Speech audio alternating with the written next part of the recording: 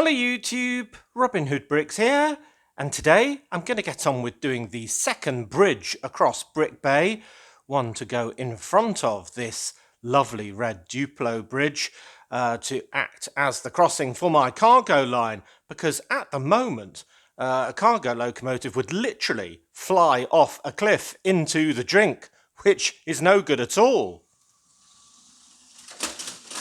See? Well, we can't have cargo trains habitually driving off cliffs, so yeah, we better get on with this bridge. And I had a similar plan to the one I'm going to do today in the old brick Nottingham, with basically 4 rails worth of length, and it was inspired in turn by a booklet way back from the 1960s, the Lego Story 1969 booklet, which had these 2 young lads with a lovely bridge made out of single rails, and they even got together many years later to celebrate that fact, looking a little bit different.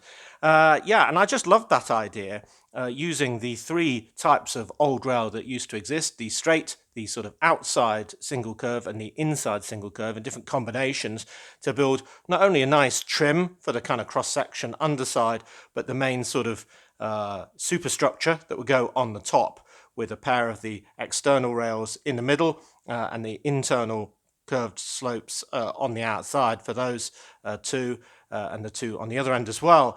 And then I just used some more modern pieces and a seagull to attach all of the top bits together to give it some strength, and more plates and, well, all sorts of other nice curved slopes to make it look a lot more modern, because yeah, that original one was a bit more clunky.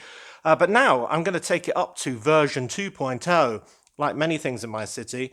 I'm going to increase the length, because that Duplo bridge that we looked at is actually 80 studs long, so 5 track pieces, and this one is currently 4, so we'll be getting 16 more studs of width. I also want to increase the height of the legs underneath the track, because, well, our city has different dimensions now, so there'll be more clearance for boats, though probably not enough to get Destiny's Bounty in. Yeah, don't worry about that issue. Also, I want to increase the height of these sections by making the side walls a bit taller, just so we've got more clearance for some slightly more lumpy cargo trains than we had before. So that is the plan. Right, so if I want to basically increase every section by a length of 16 studs, then effectively what I think I'm going to have to do on this side profile is add one more straight piece kind of in the middle here, say, for example, and then have another pair of these going down. So it's the same sort of structure, but just one section longer. So it'll have 1, 2, 3, 4, 5 kind of N-shape structures in the middle. So that one's pretty simple, really. This one, I want to get more ornate on the cross section, and as I say, make this higher. So I think we'll have 3 studs of height on the side profile. I kind of like the legs. I think they look good. And to fit another 16 studs into that sort of curve profile, I think I'll put an 8 long tile in the middle of each of these spans. So you've still got that central foot and the small foot on each end, but it will be just slightly broader spans in the middle. And then for the straight cross section along the edge of the rail, well, it'll just be another straight piece directly put into there. So that is the plan. I suppose if I've got one more of these upside down V's, then I'm going to need one more cross section piece as well to join all the halves together. But otherwise, yeah, I think it's about making it look a little bit better than it was before, like I'm kind of doing in every element of my city in version 2.0. Okay, the easiest bits first. I've added a 5th crossbeam, done in exactly the same style as the original 4, so we've got that extra bit of strength for when we put it all together. Secondly, on the original build, I was short of a couple of pieces in blue, basically the 1x1 stud with the hole in the middle, because the hole is very important, because there's kind of a anti-stud on the back of these rail pieces that needs to align and attach. And they do exist in the fact that they were in one Unikitty minifigure, but essentially very, very hard to get. And I still haven't managed to get them, but I have got some blue flower pieces that I reckon will do just the same job with the hole in the stud. so that can attach on there rather than the grey one, because you can see the tiniest bit of grey in that gap. So yeah, pretty minor improvement, but I'm all for every step being better. Then the feet I've put on a blue tile now, with a full brick underneath as opposed to the plate set up before, and that just fits with the geometry of the new city being basically the city level's one brick height above sea level more than it was before.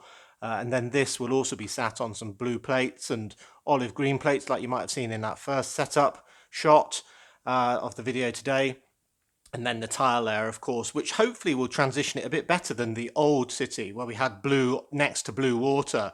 So now we'll have blue next to translight blue water, and it should stand out a bit more. And I wanted the blue bridge to be on the outside from that shot we looked at before, so it was also kind of set off against the bulkier red Duplo bridge behind it when it's in final position. And then we've got the cross section. So there is the original, and here is the new one. Exactly the same except for 3 more rails, so 1 more straight and 1 more pair of the longer curves. And if you want to duplicate this bridge in any way, you can do it obviously with single blue ones, but you can also do it in old grey, because all of these rail pieces are available in that colour as well. And if you want to do it, you need a long one and a short one for each of these spans. 2 short ones on the end, these ones are long ones, and so are the ones here. So that's roughly what you need. So depending on your length of bridge, you'll be able to work out how many single rails you need. Cool, right, so we've got all that in place. I think the legs are done. I think we just need to do a new cross-section of the main body, and then we can get the actual sort of skeleton increased and, well, put it all together and see how it looks.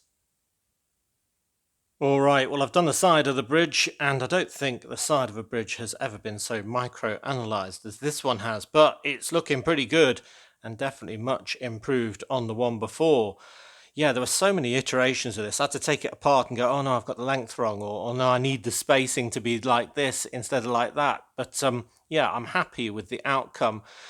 There was some part problems as well throughout, in the fact that to have these sort of connection points that were on the old one, I needed 2x2 blue plates, and I just don't have any. I don't know where they've all gone, or if I ever had any in the first place, but out of necessity, I hooked out a few of these 2x2 modified plates with the extra detail on the bottom there, and yeah, it turned out they look pretty good actually. Kind of some excess rivets, or maybe some lift points, or maybe it's just some sort of Victorian decoration. But I've even got them on the proper legs as well, on each end, with a tile underneath the flat bit for it to work. But that looks really good and kind of is in keeping across its entire length. Another thing I was short of was 1x something plates, and I've got these modified 1x8 rail plates that have become available since I redid that blue tram, because it should have the deeper ones, the sort of 2x8 railed pieces on that. And when they became available, which they never really existed because that set was in orange originally, I basically got loads of those, which meant I've got 10 of these going, which isn't enough to do an unbroken rail across both this side and that side. So we've got 5 each. Which means that they're spaced out 1, 2, 3, 4, 5. But it turns out that's a really good idea. Well, I think I haven't put the 2 halves together, but because well, we've got 1, 2, 3, 4, 5 gaps there as well for our N-shaped rail sections there. So I think when the 2 are married up, it should look absolutely great with all of that sort of lining up. And we've got that increased depth that I mentioned. It'll give us the sort of extra height, because we'll have all the rails connecting to the top one of these 2 rather than the single one that was there. That height sort of correlates with the new feet and so on, so that works. And I really like all of these studs here. Some of you will be thinking, well, why don't you use tiles or something like that? Well, I kind of like it looking really like it's got some massive old rivets on it. This is an iron bridge with iron rivets, and it stood the test of time, and they keep painting it blue to stop it corroding. So that is my thinking there. So I kind of like the texture, and I'm hoping that it, as I said before, doesn't blend in with the sea as much as it potentially could, and it looks absolutely dazzling with all this light reflecting off it. But yeah, and there's the 8 tiles, which are obviously a slightly different profile to the rails on either side, but I think it still works. I'm kind of tempted to put something like sort of Mind Your Head or something like that, or maybe, use this one when going under the bridge that way and use the other one sort of no entry going the other way or something like that, stickers. But I couldn't find anything appropriate for that at the moment. And I also wanted to kind of put a big plaque on the middle one with a date on or something like that, but again I couldn't find a sticker that was appropriate, so I might look out for something like that in the future. But I'm very happy with the extra decor. It's nice and strong with all those different plate layers. You can see I've already got the connection points on to attach to the sides here, but before we do that, I need to make the kind of underlying rail structure that's held up with loads of Technic bricks that 80 stud length rather than the 64 it is now. So that'll be the next step, and then I can start attaching the pieces that I've done for one side onto it, and then, well, have to do the same thing again and duplicate that second side. Good. Well, here is our new deck structure, based on 5 pieces of regular track now for that 80 stud length. And along its edge, we've got 2x2 curved slopes and 2x2 tiles to give it this kind of corrugated look along its inside edge. And the gaps in that, of course, will be married up with the bottom part of these brackets. So it'll be seamless on that inside lip, supporting the studs on the side, sort of fascia sides. So that's all very good. And then on the underside, for strength, we've got a double width of Technic bricks for the whole length, with loads of different pins across that, holding it all together. And then just to give it the required width, one more plate in dark bluish grey all the way along both edges. So that is nice and strong already before we start clipping everything together. And if you are interested in the legs, how those have been put together, it's very simple really, just a combination of sort of bricks and plates, modified bricks, studs on the side to support those side fascias, the inverted slopes to hold those Technic beams and so on, and the central one is just the same deal, but twice the width. So yeah, you could easily reproduce that, I think. Cool, so I think now we are at the stage of actually piecing it all together and having, well, at least half a bridge on the new style before we replicate it for the entire completed thing. Good. Bam, bam, bam. Oh, look at that. That looks pretty good if you ask me. In fact, if I get down to that angle, hey, that's how it looked with the train going across it pretty much, won't it? Wow. Yeah, I just love this. All the extra bells and whistles that I put along on the decor really work, including those rail pieces in between the middle of each of these sections. The very top lip there. Just a tiny bit of detail that just makes it look a lot more interesting. But yeah, it's a bit precarious now because we've only got one side up, with none of the cross beams kind of at the top linking these plates, the 2x3 and the 2x4s all along there. So yeah, I won't breathe too heavily, but it is looking good. And or even better when a train is beezing across it at a high speed. That is going to be absolutely great. Love it. The only problem is now I've got to do absolutely everything I've done, bar the track section, I suppose, again for the second side. But at least I've worked out how I'm supposed to do it. Cool. All right, well, I've got the top section number 2 over there, and I've got the bottom section number 2 all made and attached, and it took me about 5% of the time, even though it's a fiddly build, than it did the first time, which shows how long it took to get it exactly right. And I haven't got enough of these inverted curved slopes to go on the near side to attach it and make it look a bit more robust, but I can add those later, so that's no great big bother. And it turns out I've got an absolute load of 2x4 tiles in blue left over, partially because I used them to connect all of my C plates together in the older city, but I don't need to do that anymore with the tile and plate layer. So I've got those going, and also they were on all those asteroid bank signs that I've moved on to dark purple tiles. So essentially I thought what I could do is do blue sleepers as if it was part of the iron structure of the bridge. I mean, I could do them across the gaps as well, but then it kind of looks like a bit of a blue kind of ice rink in a way. So yeah, what do you think of that? I've only done a very small section, so maybe I'll zoom in on that. but it'll be a bit different from when the train's going across that if it's all blue. Yeah, it depends how it kind of looks with the sea, I guess, but I think I'm willing to give it a go, at least to start with, across the whole length. And yeah, you'll have to tell me what you think in the comments section. But yeah, we're virtually there at the delicate bit where we put the cross sections in. Cool. Wow, check that out. That looks absolutely amazing if you ask me. Ho! Yes, yes. Wow, that is miles better than my previous version and the 1969 version, if I dare say. I think some things are just better with a bit of scale. You know, I love diversity in my city, but sometimes doing more of a single thing really is much more impactful. And I think maybe it's the odd number of kind of N shapes on the top that make it look so much better, but also the details, the modified plates at the bottom, the rail ones at the top, the tiles bringing in the bottom sections, and even the inverted curved slopes on the inside lip really add to the scene, I think. And oh yes, it just looks very impressive. And the thing I like about it most actually is, you know, show me another. This looks unique, even though it isn't unique, given that I've copied it, but you know what I mean. There aren't many of these around. And it feels a lot stronger this time. I don't know if that's because the base is more sturdy with all those extra studs and so on. Though I must say these joints at the top corners are the weakest. I gave that one a good squeeze when I was putting it all together for these stanchions in the middle. And yeah, it kind of exploded, showering me with bits of rail from that entire end section. But yeah, it's easy to piece together bit by bit, so not the end of the world. And I managed to do the other one without any catastrophe. And now it's all together. I think it's fairly strong. I mean, it won't take you elbowing it as you walk past or anything, but yeah, it's not going to fall apart with train kind of vibrations or anything like that.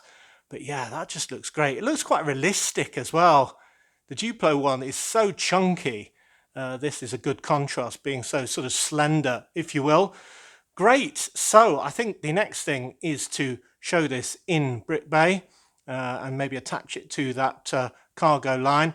I'm not going to have it completely in position, final resting position, so to speak, today, because I'll need to do the cliff face that's sort of underneath it and maybe link that with some walkways or some steps or goodness knows what. So yeah, I'll just put it in position in a holding sense today. And we've also got to do all of the sort of murky plate sort of structures that I started for the kind of underwater element of the bridge support. So yeah, it'll look really integrated when it's done. But yeah, best feature, yeah, it's still the seagull, isn't it? Wow, there we go. In its holding position, looking absolutely great. I absolutely love all of the curves on that. It looks so organic and so natural. Brilliant. Very nice indeed. And it'll look even better when we've got the cliffs on either side and the rest of these coloured plates, and also covered, of course, with all of the tile there to make it all sort of look much more watery and less blue on blue. And what I really like is the fact that you can see the red chunky Duplo bridge through all the gaps. That was kind of the plan. I thought if you did it the other way around, then, well, you barely see the blue bridge at all from this main perspective when you first walk into the Lego room.